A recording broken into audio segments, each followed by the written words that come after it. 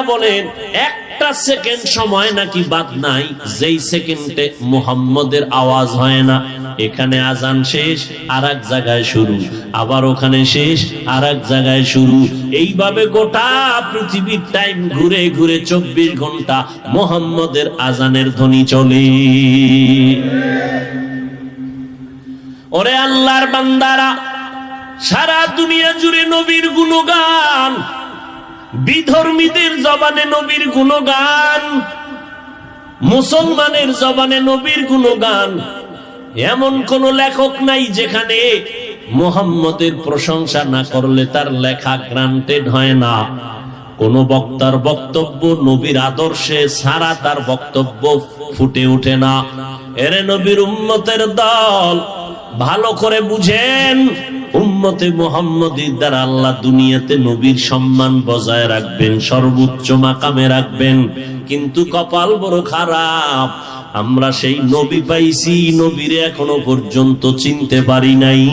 যদি চিনতে পারতাম, আমরা নবীর আদর্শ মানার পেছনে ওলামাদের এত বয়ানের প্রয়োজন হতো না। আপনি ব্যবসা করে কোটিপতি হবেন, এজন্য তো কোনো বয়ান লাগে না। লাগে? চুরি কইরা বড় লোক হবেন, সেখানে তো বয়ান লাগে না। এত বয়ান আলেম ওলামারা, তাবলীগওয়ালারা, পীর সাহেবরা, জুমার দিন খতিবরা, বক্তারা এত বয়ান করে, শুধু মাকসাদ নবীর আদর্শের মালা গলায় লাগাও। ব্যবসা বন্ধ করে নবীরে ডাকার দরকার নাই, চাকরি বন্ধ করে নবী নবী করার দরকার নাই, লেখাপড়া বন্ধ করে নবী নবী বলার দরকার নাই। ব্যবসাও করো, নবীর আদর্শ মতো করো। ও ব্যবসায়ী, নবী বলেন তুমি আমি মুহাম্মদের সাথেই জান্নাতে থাকবা।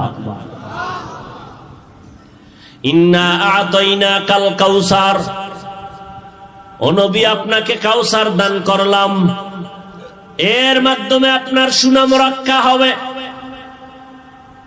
আর যারা আজ বলতেছে ওই আসিফ ইবনে ওয়াইল আপনার দুশমনী করতেছে, ওদের নাম নেওয়ার কেউ থাকবে না। ইন্না শানিআকা হুয়াল আবতার, ওরা নির্বংশ হয়ে যাবে।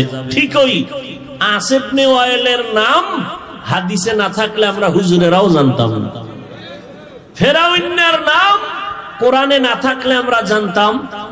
নমরুদের নাম আচ্ছা জানি বা নেই, কি মহব্বতে নেই না ঘৃণার কারণে? ঘৃণা ভরে নেই, সুনামের সাথে নাম নেই। রসুলের নাম কত মহব্বত, একবার পড়ি তো সাথে সাথে আবার শান্তির দোয়াও করি, সাল্লাল্লাহু আলাইহি ওয়াসাল্লাম দোয়াও করি। নবীর সুনাম আজও আছে, বিধর্মীর জবানে আছে, বিধর্মীদের কিতাবে আছে। হিন্দুদের কিতাবে নবীর প্রশংসা, বৌদ্ধদের কিতাবে নবীর প্রশংসা, ইহুদিদের কিতাবে নবীর প্রশংসা, খ্রিস্টানদের ধর্মের কিতাবে নবীর প্রশংসা। আমাদের তো আছেই, কিন্তু আসিফ ইবনে ওয়াইল রাসূলের দুশমনের নাম কেউ জানে না, ফেরাউনের নাম কেউ শ্রদ্ধা ভরে নেয় না। পৃথিবীতে মুসলমান তো পরের কথা, কোন বিধর্মীর ঘরে সারা দুনিয়ায় ফেরাউন আছে? কারো নাম ফেরাউন? নমরুদ, হামান, কারুন ধ্বংস হয়ে গেছে। আবু জাহাল আছে? ইন্না আ'তাইনাকাল কাউসার, নবীরে কাউসার দিবেন, বিশাল বড় নেয়ামত। আল্লাহ কয় এবার আপনার উচিত শুকর আদায় করেন। আপনি খুশি হইছেন না? খুশি হইলে কি করবেন? শুকর আদায় করেন, আল্লাহর নেয়ামত পাইছেন। বলে কেমনে? আলহামদুলিল্লাহ বলবো। কেন? এটা তো সামান্য। আপনি কাজের মাধ্যমে শুকর আদায় করবেন। বলে কাজের মধ্যে সব থেকে জামিয়ে কাজ, এমন একটা কাজ যেখানে আপনার দেহ, মন, তন, টাকা পয়সা সব ব্যবহার হবে। এই কাজটা করে আপনি শুকর আদায় করেন কাজের দ্বারা। কেমনে? ফাসাল্লি লিরাব্বিকা ওয়ানহার, নামাজ পড়েন আপনার রবের জন্য আর কুরবানি করেন। রবের জন্য কেন? ওরা খুশি হইয়া পশু জবাই করে ওদের খোদার নামে, আপনি করবেন আপনার রবের নামে। আপনার রবের জন্য ফাসাল্লি, নামাজ পড়েন, আপনার রবের জন্য কোরবানি করেন। ওরা কোরবানি করিয়া রক্ত লাগায় বাইতুল্লাহর কাবায় দেওয়ালে, খুশি। ওদের বলে দেন তোদের রক্ত গোশত আল্লাহর কাছে যায় না। লাইয়ানা লাল্লাহা লুহুমুহা ওয়ালা দিমাউহা ওয়ালাকিন ইয়ানালুহু তাকওয়া মিনকুম। আল্লাহ চায় অন্তরের মোহাব্বত, রক্ত গোশত চান না। তো তুমি যদি আল্লাহর জন্য একটা ছাগল জবাই দাও, তুমি কামিয়াব। আর মানুষকে দেখানোর জন্য গোশত খাওয়ার লোভে যদি স্বর্ণের মালা ভরানো গরু 13 লাখ টাকা দিয়ে কিনো, তোমার ধ্বংস সব। রহমতের নবী, যার কোনো গুনাহ নাই, যার চেহারাটার দিকে একটা নজর দিলে ক্ষুধা নিবারণ হয়ে যায়। কেমন রহমতের নবী আমার! জিন্দেগিতে একটা মিথ্যা কথা নবী বলেন নাই। আমার নবী আল্লাহ তাআলা শুরু থেকে এমন ভাবে তৈরি করে নিয়েছেন, মায়ার নবীর আদর্শ দেখে ছোট থেকেই সবাই পাগল পারা হয়ে গেল। রহমতের নবী রাস্তা দিয়ে হাঁটতেছেন, যেখানে নবীর কদম পড়ে ওই জায়গা থেকে দীর্ঘদিন মিশকের ঘেরান আসে।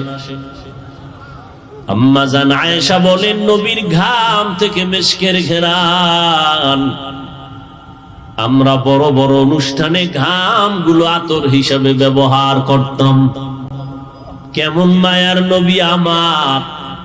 মশা মাছি পড়া হারাম, ওই নবীর শরীরে সূর্যের গরম লাগা হারাম। এজন্য একটা মেঘের খণ্ড নবীর মাথার উপরে ছায়া দেয়। নবী যখন রাস্তা দিয়া চলতে থাকেন, দুপার্শ্বের গাছ নত হয়ে নবীরে সালাম দেয়, জঙ্গলের প্রাণীরা নবীরে সালাম দেয়। চতুর্দিকে শান্তির বাতাস। 10 বছরের সন্তান হযরত আলী নবীর হাতে হাত লাগাইয়া আলীও নিজেকে কন্ট্রোলে নিয়ে নিলেন।